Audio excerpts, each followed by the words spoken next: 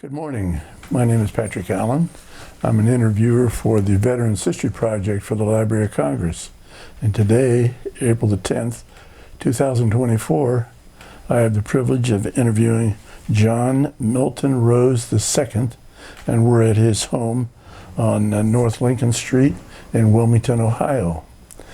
The project and the program is carried out through the Cincinnati Hamilton Public Library, and under the direction of Brian Powers.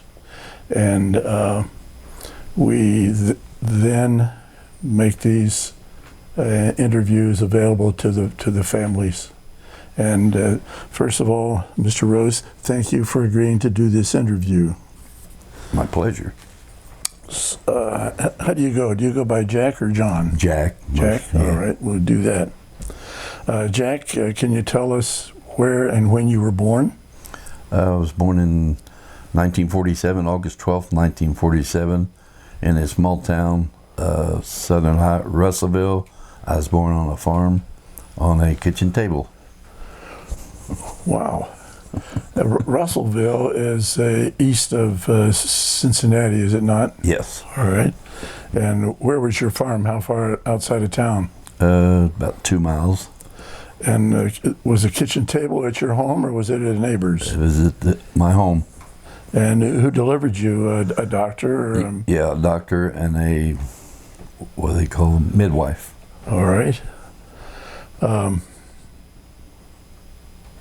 Were you just not able to get to a hospital, or there wasn't a hospital close enough? There wasn't any real close. I think Maysville, Kentucky was the closest place. And that's a good way away. yeah.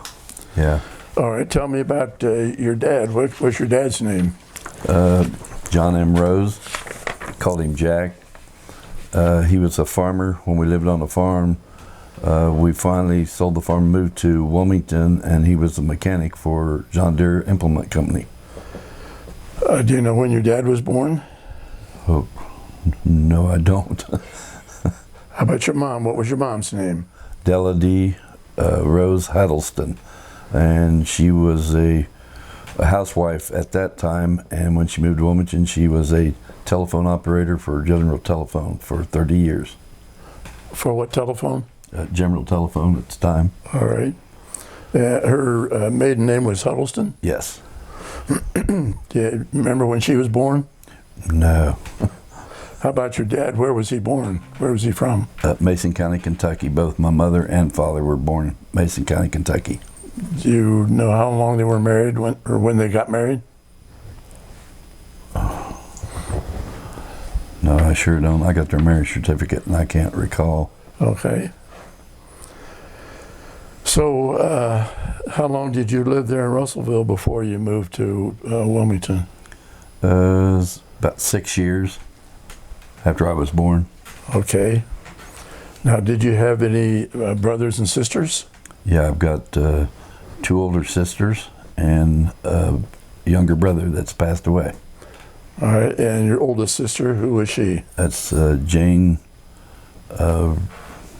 Reddick Rose. She lives in Xenia, Ohio. Well, I see down here it's Lula Jane Roses Jones. Yeah. And she's 80 years old. Yes. Does she have children? She got 1 boy. What's his name? Jeff. And how about her husband? Is he still living? No, deceased. What was his name? Charles Buck Reddick. All right. Teddy. That was the first husband. Her second husband, which has passed, it was Teddy Jones. All right, and your next sister? That's Mary Leanne Rose Dillon. And is Mary Lee still with us? Yes. How old is she? She's 78? That's what we've got here on this paper. Mm-hmm. Yes, she is. Yeah. All right. Yeah. Was she married? Yeah, her husband, Ted Dillon, he just passed away a week ago. Yeah, I'm sorry to hear that. What kind of work did he do before he passed? He worked at Randall Textron Company here. They make car parts. He worked there for 30 years. So did she, as a matter of fact. Where does Mary Lee live? She lived locally? Yeah, a little town called Leesburg. Lees Creek. Lees Creek? Yeah. How far is that from Wilmington? 12 miles. Then you have a brother? Yeah. Who passed away? Yeah, he passed away last year. What was his name? Robert. William Robert? Yeah. So he passed away in 22 or 23? 22. Okay, what did he do? What kind of employment? He was a master craftsman for a company out of Kentucky, and he was a master plumber, master electrician, and he was the foreman on the job. Where did he live before he passed? Did he live in Kentucky? Yes. Was he married? Yes. Is his wife still living? She passed away about 11 months after he did. I'm sorry to hear that. How about Mary Lee? Did she have children? Yeah, 2, boy and a girl. Do you remember their names? Brian and Deanne. And how about Bob? Did he have children? Yes. How many children did he have? He had 2 boys. And their names? Jason, which is passed, and Jacob. All right, when you were 6 and you moved from the farm to Wilmington, do you remember where you lived in Wilmington? Yeah, we moved out on Route 134 by the drive-in, and I started school from there. What school did you go to? Smith Place, Main Building, Denver, several. All right, so during your elementary school, you went different places? Yeah. Where did you start in the first grade? Main Building. Okay. And then how long were you there before you moved to another building? 5 years through the 5th grade. Then I went to Smith Place for the 6th grade. Then I went to Denver for the 7th grade. And all those schools were here in Wilmington? Mm-hmm. So tell me about, did you finish elementary school in the 8th grade, or was that a junior high? At junior high. Where did you go there? Was Wilmington Junior High School at the time. All right. And did you stay at Wilmington junior high and high school until you graduated? No, it was the 8th grade, and then it moved to a new building called Wilmington Senior High, and I went there for 9th through graduation. And when did you graduate? 1966. While you were in school, grade school or high school, did you have any jobs after school or on the weekends? Yeah, I worked for a golf filling station. When did you do that? What years? 65 through 6. What did you do there? Pump gas, change tires, put on brakes, mechanical. Was that back in the days when you would pull in your car and you offered to pump the gas and check the oil? Oh yeah, wash windshield. How many hours a week did you do that? About 4 per night. So, and I worked 5 days a week. All right. You remember how much you made? Would they pay you $1 an hour or more? $1.50, I think. Okay. Did you have the same boss all those years? Yes, he owned the station and became a friend. Good. How about your sisters? Did they go to the same high school? No. Where did they go to? One of them went to Sligo, which I don't know what they call it now. It was Sligo School. It's not there anymore. My oldest one, she graduated from there. And my other one, Leanne, went Southern Ohio, right outside of Russellville. Okay. So what did you do after you graduated from high school? Went in the Army. I was drafted. When were you drafted? September 19th, 1966.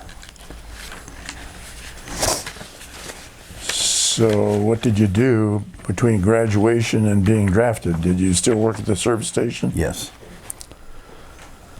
When you got your invitation to join Uncle Sam, where did you have to report to sign up? Down here at the post office in Wilmington. And they marched us over to the bus station, which was here in town at the time, and took us to Cincinnati, where we were inducted. Where did you go from Cincinnati? Fort Knox, Kentucky. Before you got to Fort Knox, did you have a chance to go back home? No. What did you do? What you do down at Fort Knox? Tell me a little bit about your training. Originally as basic training, just a normal. Then I had AIT, which is Advanced Individual Training. It was also at Fort Knox, and I was in half tracks and jeeps. And then I was stationed permanent party at Fort Knox and sent to the 17th Air Cav. So at Fort Knox, initially, you're doing marching and calisthenics and just general building up your physique? Yes. And then you went into what, armored? Yes, and armored for my AIT training. What, did you choose that or did they assign you to that? They assigned me. What did that consist of? We went out on bivouac and went out on the artillery field. We had jeeps within 60s mount on them, and then we had half tracks personnel carriers, and we trained to drive those. So you knew how to drive all those vehicles? Mm-hmm. Did you have to learn to shoot any of the armament? Yes. Do you have any trouble with the accuracy of your shooting? No. Did you get any marksman awards? Yes. What in? M14, M16, then expert in hand grenades. When you were, let me go back to high school. You were working at the service station, but did you participate in any high school sports? I played football, 9th grade, and I was in the band. What position did you play in 9th grade football? Line guard. Okay, and how about band? What instrument did you play? Trumpet. All right, at Fort Knox after your AIT, where did you go? You said you were permanently assigned where? To the 17th Air Cav. I was commanding officer's driver. And where were you assigned there? Where was that assignment? At Fort Knox, Kentucky. How was that any different than what you'd been doing? I didn't have to do KP in any duties because I was a CO's driver. So you were more a boss than a worker. Yeah. How long did you stay there? I went on the boat to Vietnam and was CO driver when I got there. Where did you leave the States from? San Francisco. How did you get from Kentucky to San Francisco? By plane or train? Or plane. And we got on the boat. Was it a military plane or a civilian plane? Civilian. Had you ever been on a plane before? Yes.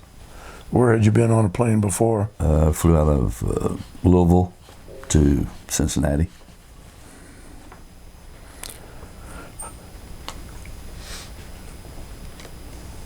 After flying from Kentucky to California, did you have any layover there before you boarded the ship for overseas? No.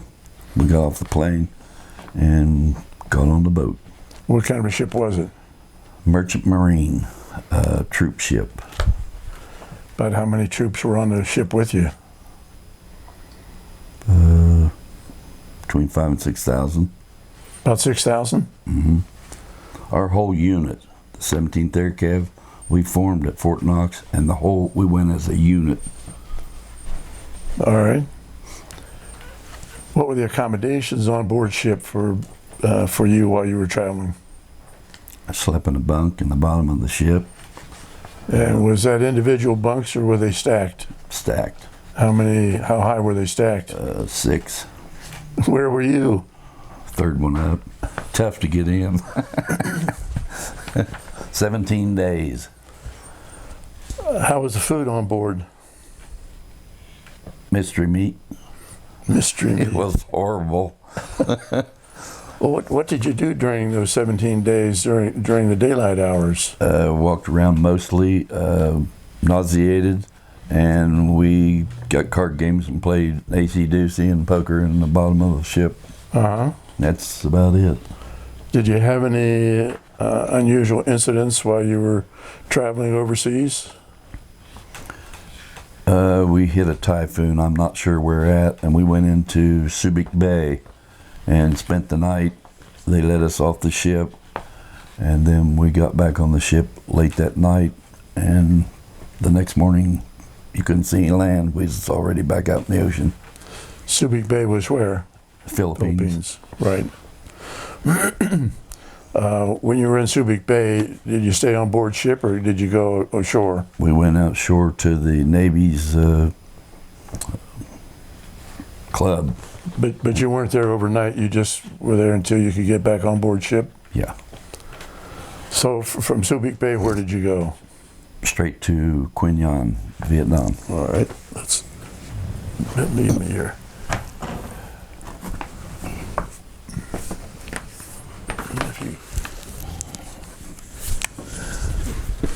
Mark, let me know how to tilt this to avoid glare and whatever. A little bit. Tip the left side up a little bit and then towards me.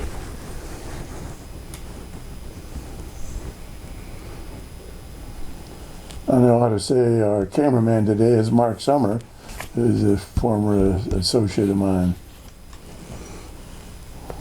Okay, we can. Is that good enough? Could probably turn it a little bit more towards me, and then on the right, your left, drop it a little bit. There we go. That's good. All right, Jack, show him the different locations where you were in Vietnam. We sailed in on the ship here to Quien Yan, and we spent a week there waiting on the ships to come in to bring our jeeps. Then we took a convoy and went up to Pleiku. That was our base camp. And all of our operations, after my pilot, or my CO got shot, he went back to the States, and I was the driver for the XO, and he asked me if there's anything he could do for me. We got along well. I said, I would like to go into the Scouts.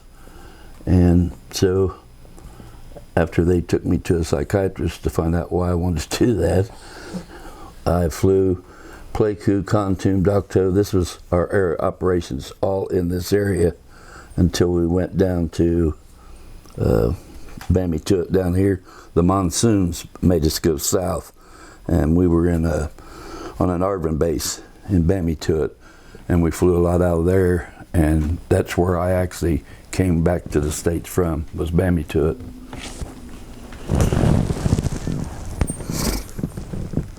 All right, so let's go through that. Now that we've shown where you were, let's talk about what you did at the various locations. So you landed and you were there for a week. What did you do during that week? Actually, they had us go down and guard this empty building with flashlights, just to give us something to do, I guess. What were your accommodations there? Where were you living? Just barracks with bunks, regular bunks. Those are permanent barracks? Yeah, they were. How was the food there? It was Army food. It was all right. It was acceptable. After that week, where did you go then? We took the convoy with the jeeps and all the vehicles, and we went up to Pleiku, which was our base camp. Tell me about the base camp. what did that look like? How big was it? And what about the layout? It covered probably 100 acres anyhow. It's right at the base of Dragon Mountain, which is a real popular one. They had a lot of radio antennas up there, and we had an airfield, and we started out in bunkers, sleeping in bunkers, and we built wooden barracks that were pretty nice considering. And there was 8 of us scouts in our hooch. What was it? What was a hooch? It was the wooden building. It was a room. It held 8 bunk beds. There was 4 bunk beds, and there was 8 beds, and our wall lockers. Describe the hooch for me. Was it down in the ground or was it above ground? It was above ground, like a normal building, concrete floor, and sandbags on the sides? Yeah, especially out front. Yes, and we had a bunker built out front, dug in, and because of rocket attacks, you go out and go down in the bunker. And was that covered over? It was covered over with sandbags. Now, your hooch, did you have any ventilation there? No, there was no windows, just the door open. Just a door, just an open door? Mm-hmm. How was the heat over there? It was hot in the daytime, except first thing in the morning it was chilly flying. But we had blankets, and we didn't have any heat or air in the building. Just whatever was there. So your whole unit left the coast and went up to Pleiku? Yes. How many fellows were in your unit? About 200 in A troop. There was A troop, B, C, and D, and we were strictly A troop there where we were at. Okay, in your 200 person troop, did you have any medics? Yes, we had a medic. We also had the blues, we called them. We had our own infantry, small infantry. How about nurses? Did you have nurses? No.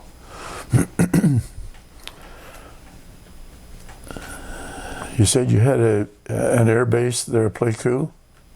Yes, this is our airfield where all of our helicopters were stored. Was that just a helicopter base, or did they have jets also? No, just helicopters. Every once in a while, a C-130 plane would come in and bring cargo, but that was the most you could bring in on that airstrip. A C-130 was a cargo plane? Yeah. Was that a prop plane? Yes. Was that a tail dragger? Or was it a tricycle landing gear? Tricycle. How long were you at Pleiku? Probably 8 months.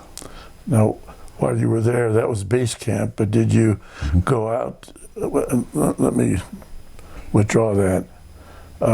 You said you wanted to be a scout? Mm-hmm. And they wondered why you wanted to be a scout, so they had you psychoanalyzed? Yeah. Why did you want to be a scout? Sound exciting, I guess. Did you have other options? Yeah, I could have stayed driver, but there was also our CO they were sending in a new CO because our other one went back to state, and I had heard about him and heard war stories about him, and I didn't think I wanted to drive for him. So that you didn't want to drive for the new guy? Yes. So I asked the XO, which we got to be good friends, Major Inglet, and I drove for him until they was coming in, and he asked me if he could do anything, and I said, yeah, I would like to get in the Scouts. And he got me in the Scouts and got me promoted to Sergeant E5.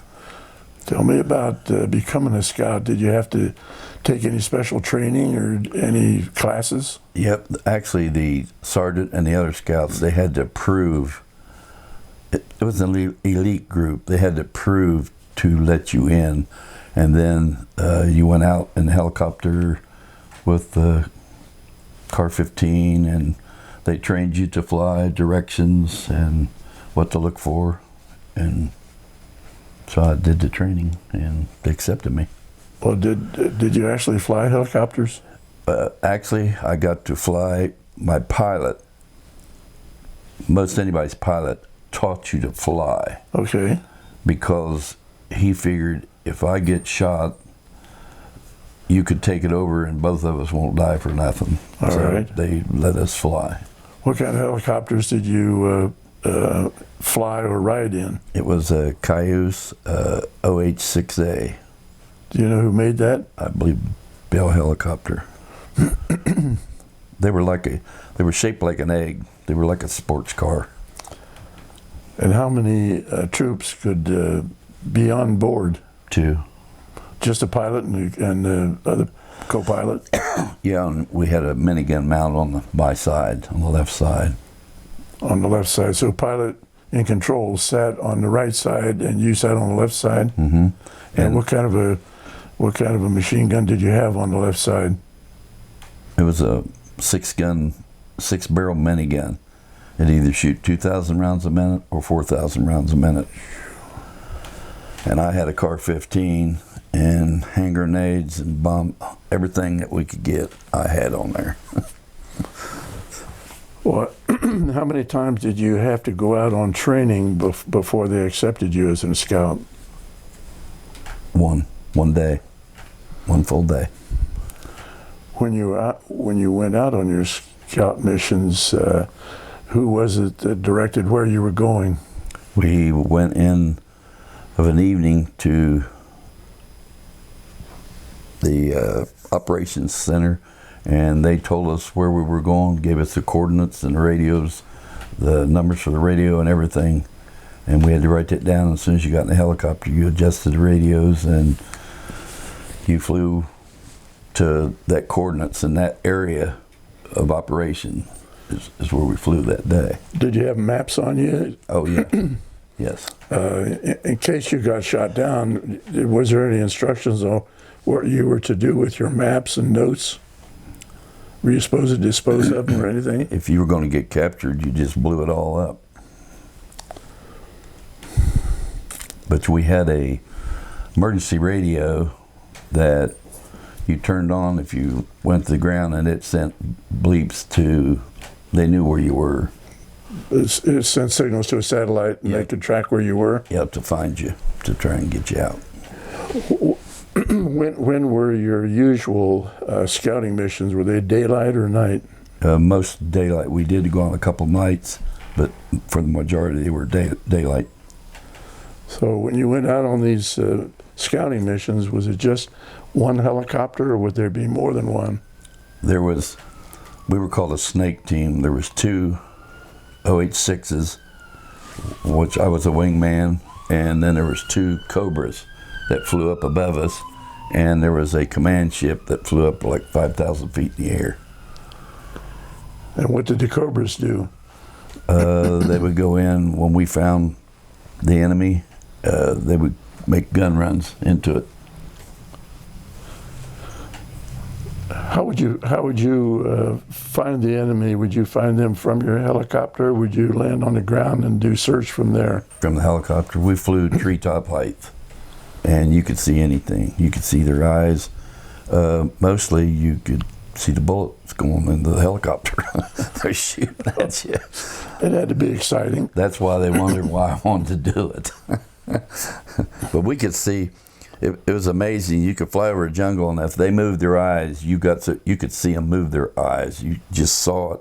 And we looked for grass. All of a sudden, elephant grass is coming back up. You could tell they had been going through there. And the little creeks and streams, they kept good hygiene of themselves. And we'd see soap suds in the creeks where they had been taking baths. And you just followed up there, and there they are. Okay. Did you also encounter any of the enemy who had been in tunnels? Yeah, we found some tunnels. Mm-hmm. I don't recall us getting. We took a few prisoners, but none from tunnels that I can recall. Well, about how many missions did you have out of your home base there in Pleiku? While I was there, I think I flew 400. 400 missions in 6 or 7 months? You flew all the time. That's all you did. So you spent more time in the air than you did on the ground. Yeah. If you wasn't flying, I'd flown day after day, and we got a new guy come in, and the sergeant put me on armament. I was in it cleaning miniguns, getting them ready, and he went and flew. I had a new pilot because my other pilot, he went to Slicks where he was taking troops in, and so I got a new pilot, and I flew a couple times with him, and actually he scared me. He was green and real erratic, and so Sergeant Bright put me in armament, and Sergeant Odell went up with him, and on the way back they received fire and crashed and killed them both. Oh, wow. So it's a good thing you weren't with that new guy. That's what I thought. Did they locate the crashed helicopter then later? Yes. And there's not too much left of them because they're magnesium, and they burn up everything with the engine. How about the bodies? Were they retrievable? Do you know? Boots with legs in them. Oh, geez.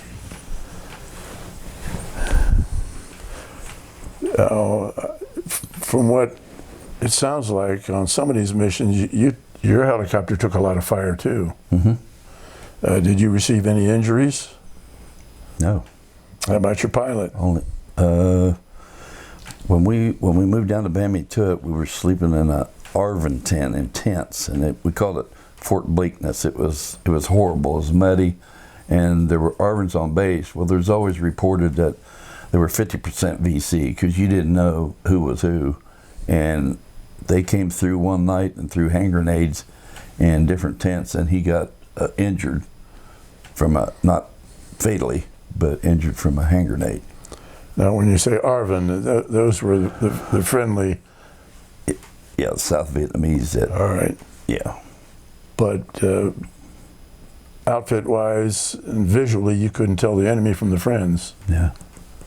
In interviewing some of these fellows, they would tell me that there could be a Vietnam guy cutting your hair in the daytime and trying to kill you at night. Did you ever experience that? Yeah. I wasn't sure, but one time I had to get a haircut, and I actually went to a barber, which was Vietnamese, and he cut my hair, and then he got out straight razor and was going to shave me. Well, it ended there.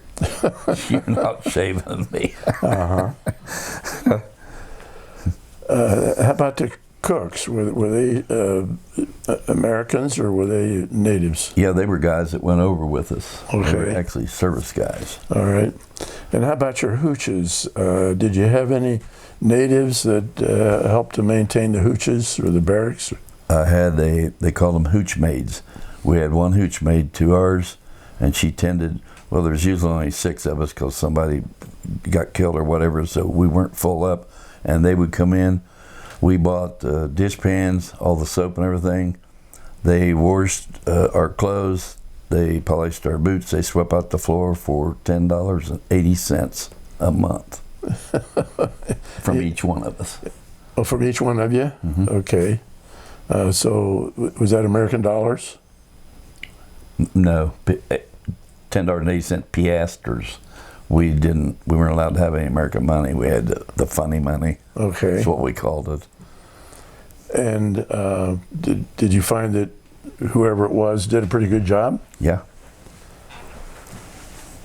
While you were at base camp, did any entertainment come over? Any USO entertainers? I was fortunate enough at a distance I got to see Bob Hope and Raquel Welch when they came over. Was that at Pleiku? Yes. And also Henry Baines Johnson. Okay. Got to go watch him speak. Uh-huh.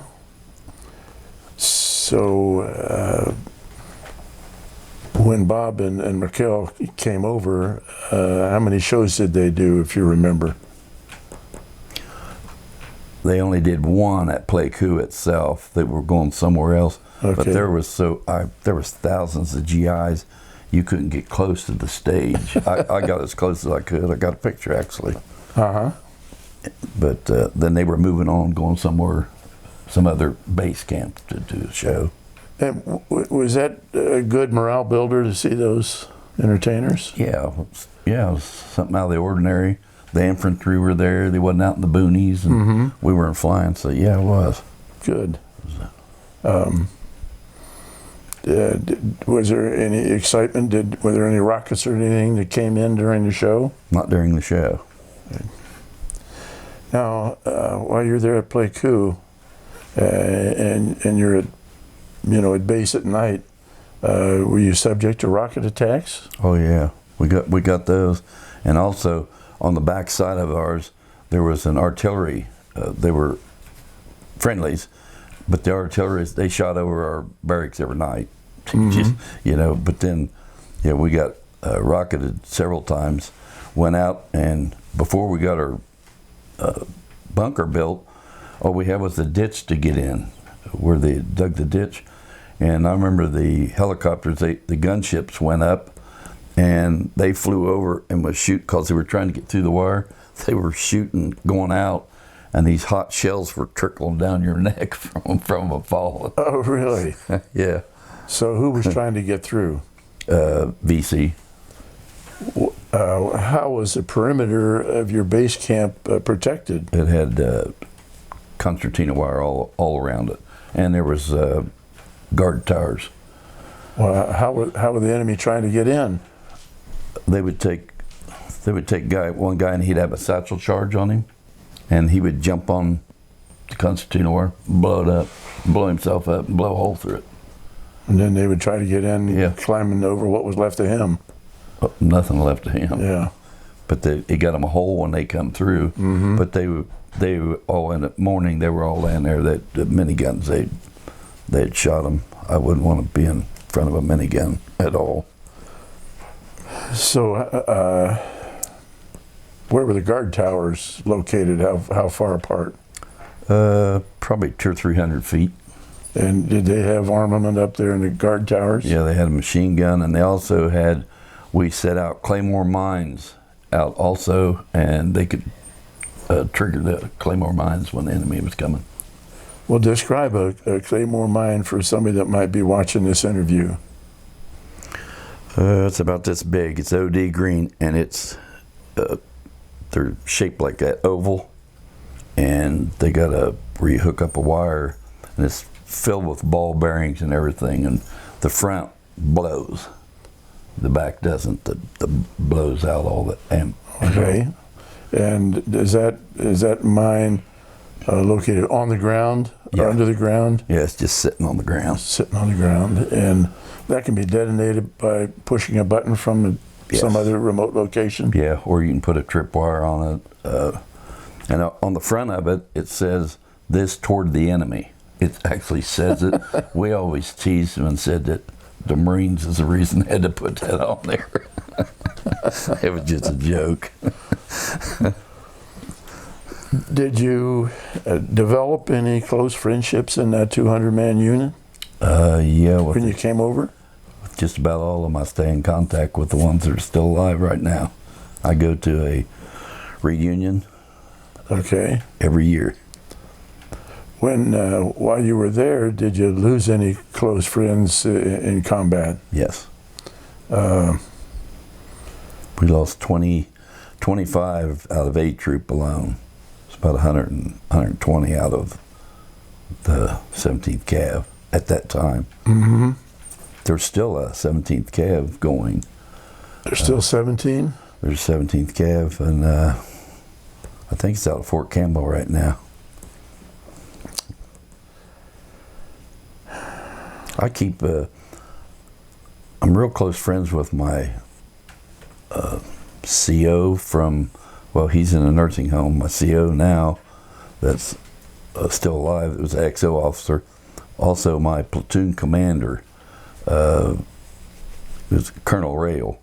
I call him Charlie now, and I keep our roster of all of us that are living. I keep a roster, and he sends me stuff to send out to all the guys. Okay. Whenever somebody dies, we buy flowers and try to visit if we can. That's nice. So what was his name? Charlie Rayle, R-A-Y-L-E? R-A-Y-L. R-A-Y-L? Yeah, and he lives in Kansas. He's got a farm out there in Kansas, and he's got his own plane. I don't know. I think he's calming down now, though. The last few times we've seen him, his age is getting to him. So you said you had a CO that's in a nursing home?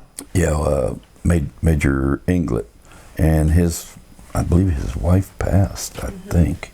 Where is he? He's in Alabama, I believe. Okay. Well, tell us about more specifics on some of your missions when you're there at Pleiku. Tell us about some of the excitement that you went through. Mostly, we went out, was search and destroy. If we found anything, one day we would go out to friendlies, and we would know that at night. They'd tell us the mission you go on, there's friendlies in the area. So you had to be fired on before you could shoot. But when you went into free fire zone, you knew what to expect. You knew you were going to get shot at. There's enemies there. And what we did was we would burn their hooches. And how did you do that? Incendiary grenades. I had them in the helicopter, and I just dropped them on the road. Okay. How close to the ground would you have to get to drop your grenades on the hooch? We was about top of this house. Treetop? That's where we flew. Okay. You could see everything from there. Well, had they used Agent Orange yet when you were there? Oh, yeah. Yeah, we flew through where they had sprayed it, and we had missions where they had defoliated it, and we went in and flew there. A lot of times you could smell it in the air. Mm-hmm. But it wasn't dangerous, they said. So, would there be any concussion from the grenade explosion when you would drop it onto the hooch? Not from the incendiary. Okay. They just lit. Okay. But I had smoke. Anytime we received fire, the first thing you did, I had a smoke grenade on a ring up here, and I'd jerk it and drop it, whatever color smoke. That let the Cobras know exactly where the fire came from to make their gun runs. And I had hand grenades, and I had homemade bombs, and M79 grenade launcher. Beautiful weapon. Did you use a grenade launcher? Oh yeah. My pilot, one time, we were flying, and there was a creek, and there was woods over it. You couldn't see anything. He saw this hole in it, in the canopy, and he dropped down in there. Best pilot I ever flew with. He dropped down in there, and we were down there looking underneath, and there was a bridge held up by vines, and we blew the bridge up with M79 grenade launcher. Dropped it. Oh, gee. It was. So that took some pretty expert flying, didn't it? Oh yeah, he could fly. After we just back up, and he come back up out of there.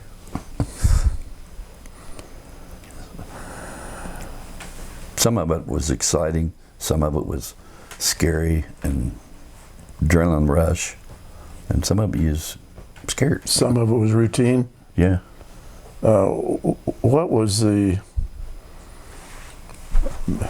probably all dangerous, but what would you consider, sitting here today, the most dangerous mission you had flying out of Pleiku? We found a anti-aircraft position. Those bring helicopters down real fast, and you could see it was exploding in the air, but it didn't hit us. But that, you knew if one of them hit you, you're done. And what caliber guns were they using? Do you know? 20 millimeter. So when you located that anti-aircraft location, what happened? Did Cobras come in, or after we were done? We had to fight them a lot ourselves before, just to stay alive. Uh-huh. So you'd shoot them before they came in. And well, now you locate this thing and they're firing at you. What did you do to eliminate that position? fire back. What with? Well, I had they call it M16, but it was a Car 15 because it was short, and it's fully automatic. Okay. Well, how'd you get close enough to do damage? Well, I was only treetop height to start with. I was right above them. Well, didn't they have small arms fire? Yeah. You had to be more accurate and quicker. That's, That had to be a little hairy. yeah. Yeah. There's guys didn't make it because of it. Yeah. Yeah. So from Pleiku, where did you go? We went up to Kontum, Dokto, Playmie, all up north of us.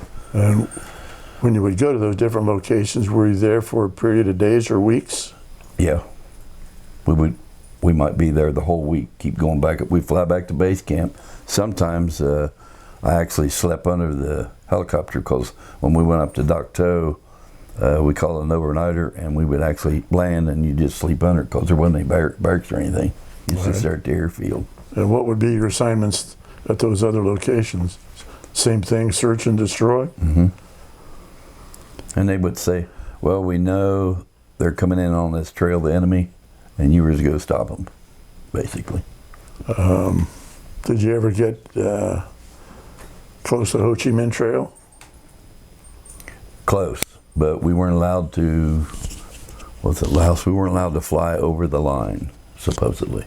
They could shoot at you or you could see them, but you weren't allowed to go over there.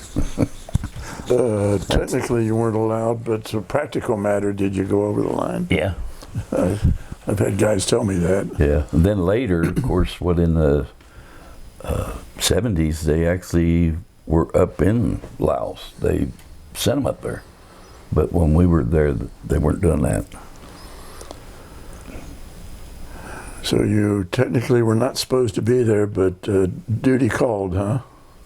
You don't want to go down there because nobody knows you're there. Yeah. So what kind of traffic was the enemy using on the Ho Chi Minh Trail?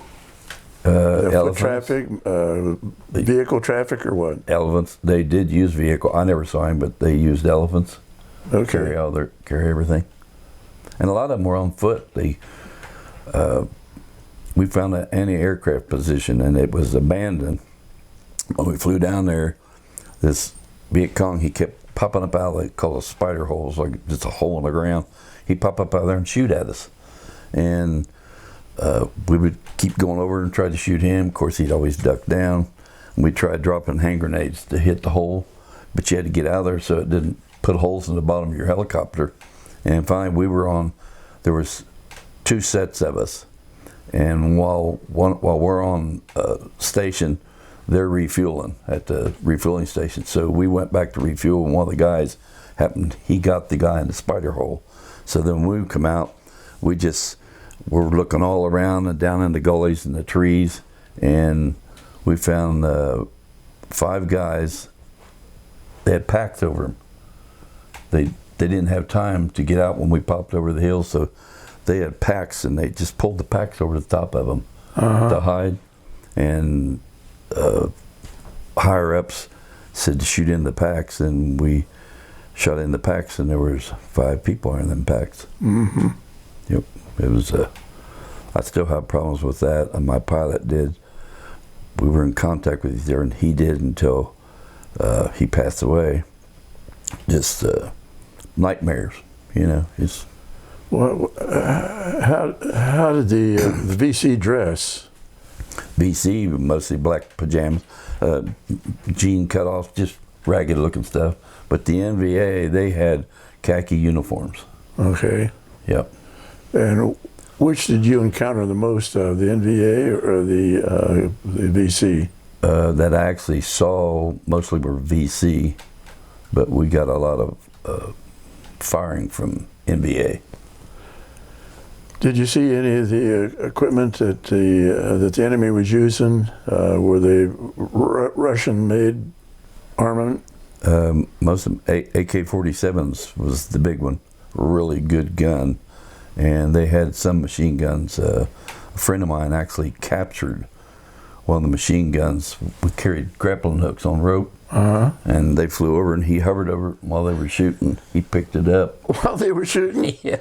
He took it to a abandoned fire base, and they dropped it off, and the CO come down from 5,000 feet and picked it up, and they ripped themselves up for a Silver Star or something. Now, so he used a grappling hook, and he picked that machine gun up while the enemy's firing it? Yeah. But not firing it, firing at him. So they'd already killed the ones on the machine gun. Jeez. He just passed away, last year? Tony died? He was my best bud. Well, when you go out on one of these one-dayers or a week, what kind of food and equipment would you take with you? Sea rations. All right. Boxes of sea rations. Ate a lot of them. I've heard that some of the sea rations that you were eating over there were from World War II. They were. They were. About a month before I left over there, we started getting some that were actually 1966. Before that, they were all the old ones. But they were good. Well, as good as they could be. And important a storm, huh? Yeah. Well, how about your uniform? How many days in a row would you be in your uniform without getting it cleaned or being able to bathe? Usually 2 at the most. We could do an overnighter when we went back to base camp. But when you're out for a week, what happens? I was never out for a full week. Okay. Well, then, from going up north, then you went down south. And what was your assignment there? Same thing, only we moved because the monsoon hit, and the ditches were dug so deep. I didn't understand it when I got there. They were so deep, but it was for the monsoons, and I actually saw a Jeep run off the road, and all you could see is the cloth top of it. That's how deep they were. So when the monsoon hit, there's nothing we could do, so we flew to Bambi-Tut. Okay. And we went down there, and the weather was better, and we could fly mostly around the rubber plantations down there. And what were in the rubber plantations? Were there enemy in the rubber plantations? Yeah, they had tunnels under it. They was living under it. What would you do as far as your assignments there? Fly out there and look for the enemy and dispose of them. Did you find any in the plantations? Yeah. Were you able to see them? Yep, some of them was actually in buildings in the windows, shooting out of the windows. The buildings that was there. Well, would you destroy the building, or would you just try to... Just shoot them. Okay.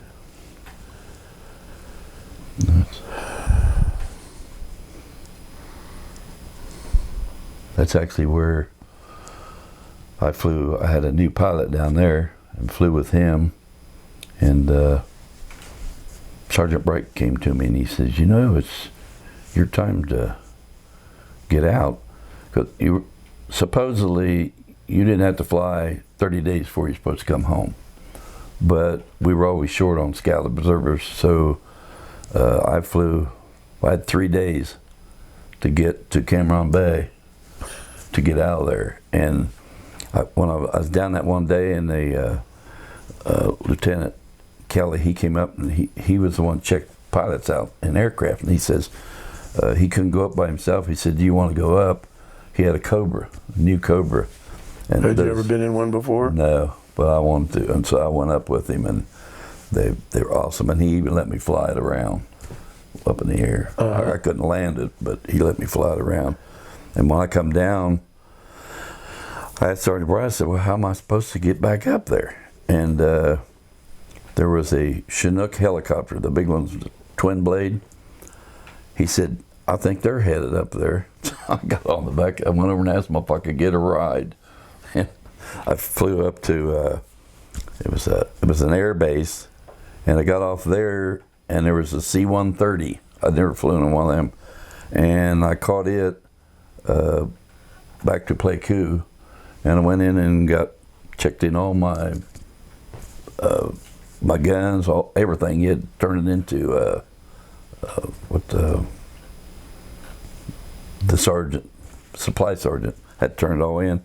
And then I caught another C-130 to Cameron Bay, because that's where I had to fly out of. And I got there a day early, and I didn't want to check in, so I went to the NCO club and sat in there and got pretty tipsy, and I went up to the airfield. There was white sand. I'd never seen it before over there, and I laid out by the trash cans in the white sand so I didn't miss that plane. So you weren't allowed to bring any souvenirs or any guns or anything back? No guns. I suppose I left a lot of stuff behind that I should have brought home. Such as? I had actual Ho Chi Minh sandals. They're made out of tires. Uh-huh. And I had a pair of those, and compasses. I had different stuff I really should have brought home. I actually had, they checked my foot locker I was going to have shipped. The supply sergeant opened it up. I had new jackets. I had combat boots. I had all kinds of stuff in there. He said, "You can't send this stuff home." I said, "It's mine," but I didn't get it. Uh-huh. Uh-huh. So I didn't bring much home. But all I was wanting to do is get out of there anyhow. So did you receive any injuries at all? No. You sure were lucky, weren't you? Absolutely. I had, there was several of us didn't get injured, other than, I always say, mentally, but not physically. And because the other guys you're so close to, I mean, it's kind of, why'd they get killed and you didn't? You know, you didn't quite understand that. But Did you have any helicopter you were in shot down? no. Mine, the one I always flew, I called it mine, 9075 was the number on it. I've got a picture of it. It crashed. One day my pilot had to go up and train this other pilot, and he went up and they crashed my helicopter while that was up, and it destroyed it. So I got a new one. So was the best pilot you ever had the guy that went down into that hole in the canopy? Yep, best pilot I ever flew with. How old a guy was he? I think he was a year younger than me. Which would have been what? 19. Wow. What was the average age of the fellows in your unit? 20. Mm-hmm. We had one guy, we call him the old man, my best friend, Tony. He was 25, got drafted at 25 years old. He was the old man in the unit. That's what we call him, the old man. He ended up, of course, we all flew through Agent Orange. Most everybody's got it, but he ended up getting cancer. What did he have, Valerie? Started out skin cancer. Melanomas, Yeah. Skin cancer. And it ended up, he wouldn't go to VA. He could have easily went to VA, but he wouldn't go to VA. And we went down and visited him a few times, and I talked to him every 2 weeks. And just he was from Bryson City, South Carolina. Mm-hmm. Super dude. Yeah. So did you fly out of Cameron Bay? Yeah. And Tiger Airlines. Was it commercial or was it military? Commercial. And where did you fly to from Cameron Bay? Flew into Oakland, California. Straight shot, or did you have to refuel? In Japan. Stopped in Japan. Were you in Japan long enough to refuel, or were you overnight? Just refuel. We did get off the plane, but we didn't stay overnight. All right. Then you went to where in California? Oakland. Were you in uniform? Yeah. What I flew in. Was that That's what military uniform? Mm-hmm. Where did you fly into? Was it a commercial airport or was it a military airport? Commercial. And they bussed us into I call it reception center. That's where we spent the night there in bunks, and they got our final pay and your orders to where we was to go, because some people were still in the service when they come back. I was derosing out. I was getting out, and they give you your Class A uniforms with all the stripes. Whatever it's supposed to be on, they made them right there, that's what you changed into. Did you have any problems with any of the citizens when you came out of the airport? Yeah, the hippies and them, I call them hippies, they were all protesting, because that's when everybody's protesting the Vietnam War. We kind of ignored them. As long as you're in a group, they wouldn't mess with you. Mm-hmm. And I caught a plane out of there, and it was to go to Cincinnati, but I had a layover in Chicago.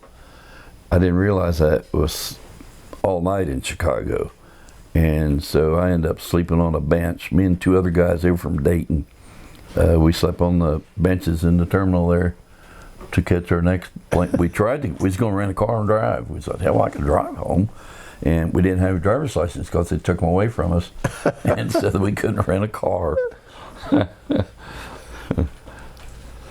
Well, while you were over there in Vietnam, did you have letters back and forth home, or any communication home? Yeah, when my first wife, I got married right before, 2 weeks before I went to Nam.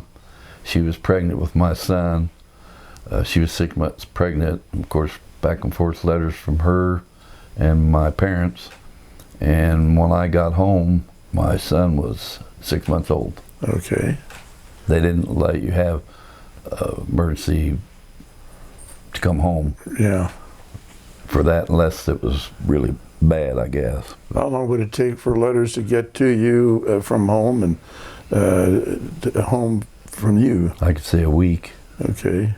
When you're out in the field, did you have to wait till you got back to Pleiku before you could get your mail? Mm-hmm. All right.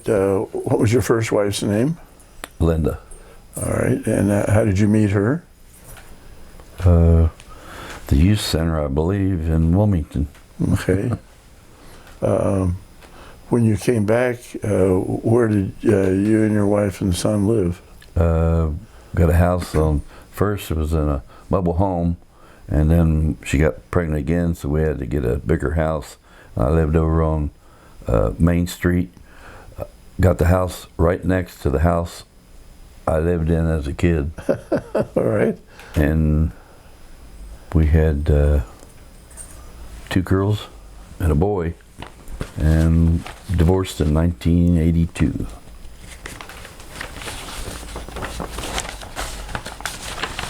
Then Valerie found me. Well, what kind of work did you do when you got home? When I first got home, there wasn't any jobs, so I was a janitor at the bowling alley. What was the name of the bowling alley? Roll Z Lanes. How long did you do that? For a year, and I got on a Randall company, $1.95 an hour, running a forklift. Was that a company here in Wilmington? Mm-hmm. What did they do? Made car parts. Okay. They're no longer here. Randall? Mm-hmm. R-A-N-D-A-L-L? Mm-hmm. Randall Textile. What shift did you work? Day shift, 7 to 3. Was your wife working, or was she just taking care of the kids? Taking care of kids. I think I was there. That was 1968. I left there. I got a job with the city water department, reading meters in 1969, and $2.10 an hour. big raise. And I stayed there. I took over the entire water department in 1976, and I retired with 30 years in with the City of Wilmington Water Department. So you left there about 1998? Mm-hmm. And then you went to another job. Yeah, I was doing inspection work on water and sewer plant construction for several different engineering firms. I think I did that until like 2013 or something like that. That's what you have here, yeah. 98 to 2013. Yeah. And then you said Valerie found you? Yeah. Where'd she find you? In the sewer department? Actually, I was selling Christmas trees for the American Legion. She come down to buy a Christmas tree, and I sold her the crookedest one there. So you met her, and then what? Tell me about that. How did that go from there? I think I asked her to go to New Year's Eve dance at the Legion, and first she said no, and then later I got a call because her dad was in town, and I got a call, and she said, "If you still want me to go, I'll go," and we started dating from there. All right. Got married in 1985. You got married June the 6th. D-Day, the 6th of June? Yeah. Uh-oh. She had, I had 3 kids. She had 2. And she had a little Honda car, and we had a heck of a time hauling all of them around in there, trick-or-treating and all that. Oh, sure. And then Crystal, her daughter, she was killed in a car wreck. Ooh. And then Sean, he was 26. He died 26. 26 he died? What did he die 26 from? years old. OD. Oh, shoot. Yeah. Well, your first 2 kids were boys, and then did you have a daughter? Or a boy? First one was a boy, and then I had 2 daughters. 2 daughters. What were their names?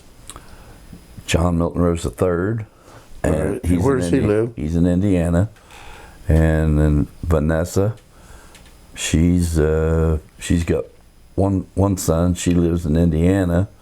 And Sarah, she's got 3 girls. 3. Yes. 3 girls, and she lives in Sulphur Springs, Texas. And that's where all our grandkids and great-grandbabies are at. All right. I see here on your little bio that we've got Vanessa, Renee, Sowash, Rose. Yeah, that was her husband. He's deceased. And she's 53. Yeah. And then you have Sarah Elizabeth Pennington Rose, age 46. Mm-hmm. And John Milton Rose III, 55.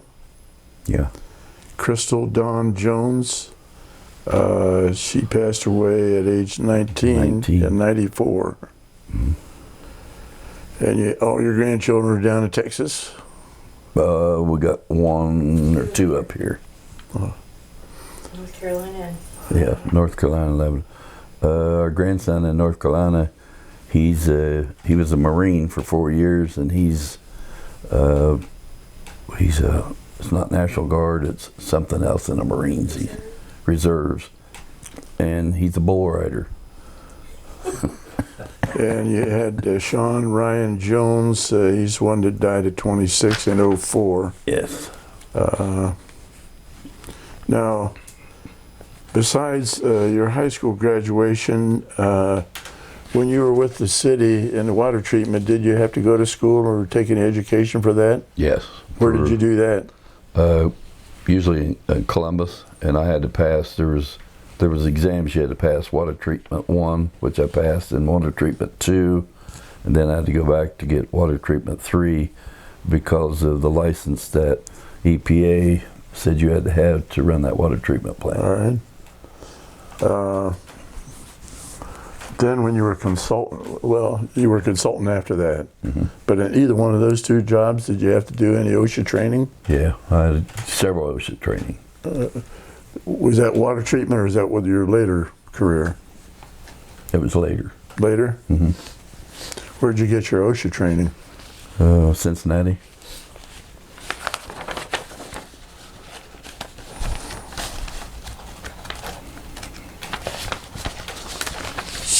So, what was Valerie doing when you met her? What kind of work did she do? She was a beautician. And did she continue to do that after you got married? Yeah, she did that for 30 years, and then she got a real estate license and was selling. She was a realtor until 20 years, and then she retired. Oh, she retired after 20 years in real estate? Mm-hmm.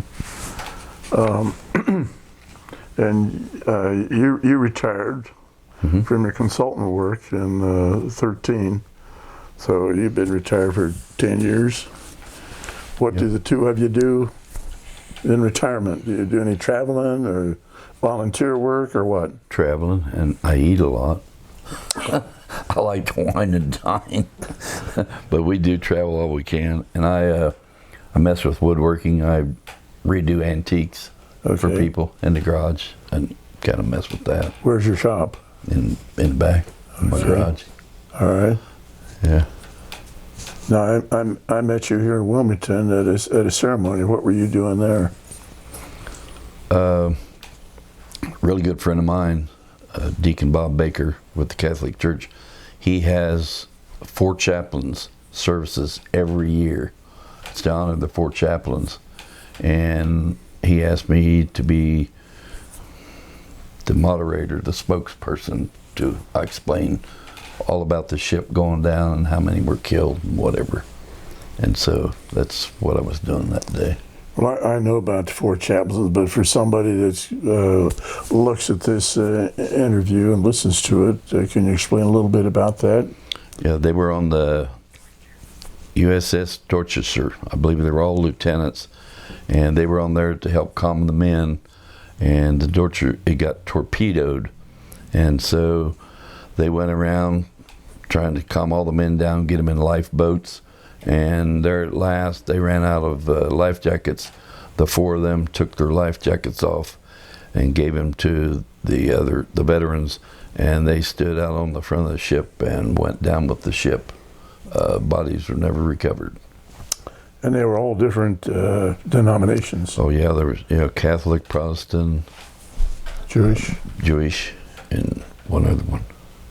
Might have been Baptist. Yeah, they're all different denominations. That's a pretty famous story. Yes.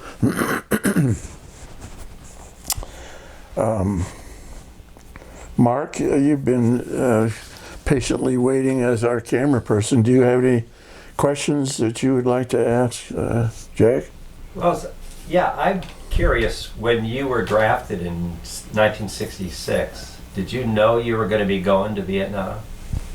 No, you kind of, that's whatever, by what's going, you suspected it, but I wasn't worried about it. I was young, and I remember when I was graduating out of AIT, they told me that 2 weeks before I graduated, they said, you got orders to go to Germany. And I thought, well, that's good.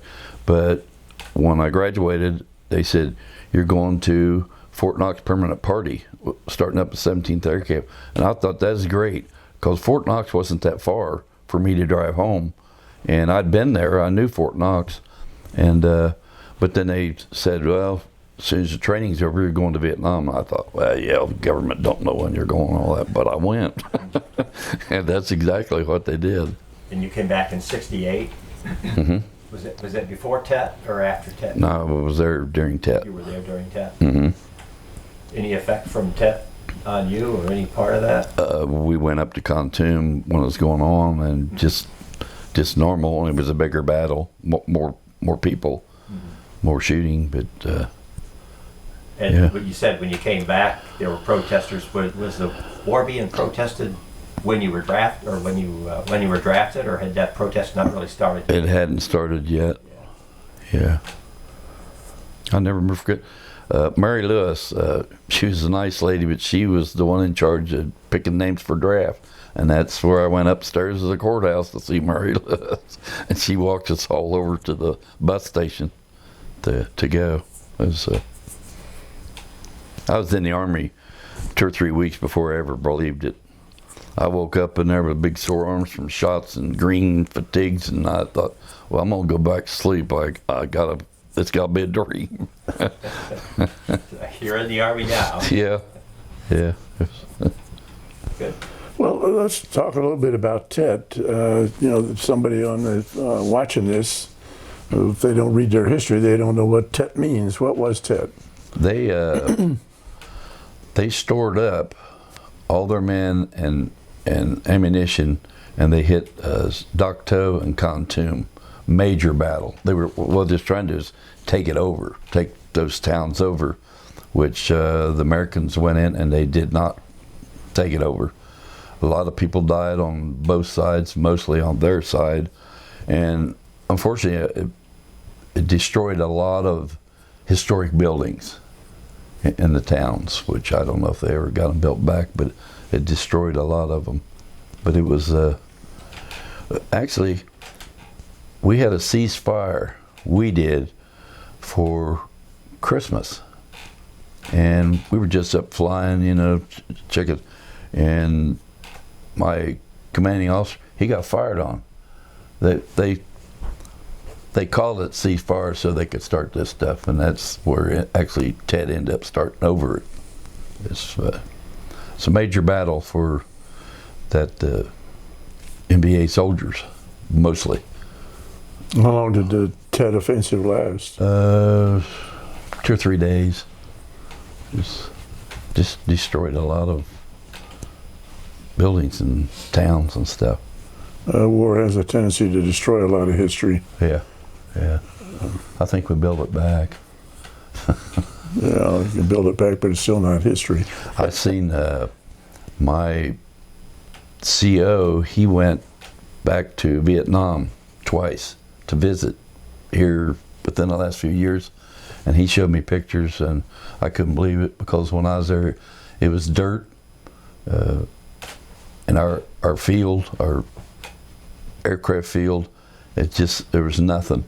And when he showed to me I've got a girl that got a hold of me, A.J. Miller. She was my pilot's daughter, and she was the wild one. He wrote, Memoirs. He made his memoirs before he died. He wrote a booklet, and it's called Rosie and Me. I was called Rosie over there because of my name, and he wrote this book, and I've never been able to get a copy of it, but she would send me videos of it, and read. She went to Vietnam, took his ashes, and she was over there for 2 years, and I think she's going back. But she went over there and learned all the people. She learned their languages. She was teaching, and she sent me, FaceTime. FaceTime me like 3 o'clock in the morning. I heard my phone. I thought, what is that? And it was her. And I could see her, and she could see me. And she was overlooking where our airfield was, and it was all coffee fields. Beautiful, just coffee fields. But they got high-rise buildings and asphalt. I couldn't believe the pictures. I'd never seen anything like it. Because I never saw a town until, I went down to Cameron Bay to fly out. I'd never seen anything other than Pleiku, and it's all fancy now, and it was just huts. But I think she's going back. She came home, and I think she's planning on going back. You ever think about going back over there? I thought about it every once in a while in the magazines that show on there for X amount of dollars. You can take this trip and go to different places, and I didn't really want to go by myself, and she don't want to fly that far. 17-hour flight. Yeah. So I've had friends that went back. They said everything's cheap. You can rent hotels for a little bit of nothing, and I guess it's real cheap to visit over there. But one thing I was thinking about, I forgot to ask you, did you ever have anything to do with body counts for statistic reasons? Mm-hmm. What did you have to do with that? I was supposed to make the bodies. There were things I didn't like. We sell them. There's times we could have took prisoners, I thought, and higher ups, even higher up than my higher, they want a body count. That's all they preach. Body count, because they wanted to let the American public know that we're destroying them more than they are us. That's what I think, the body count. And they always want a body count. So instead of prisoners, we're counting bodies. Yeah, and I thought, for several times I thought, man, they got these big packs, they got to be full of maps and all kinds of stuff, and they just marched down from Hanoi. They got to know something. But no, Did you have an interpreter in your unit? Mm-hmm. Yeah, he was a mountain guard. I just never understood. It's always destroy somebody. Don't try to take prisoners. Mm-hmm. And they were young as us. I mean, hell, the ones I see, I thought they were Boy Scouts. I mean, they were, Did you have any guys in your unit captured, taken prisoner of war? no. We done everything we could to leave no man behind. We got them out. Mm-hmm. Did you have to take part in counting bodies of our fellows that were killed? No, but I flew cover while they put them in body bags when they were killed.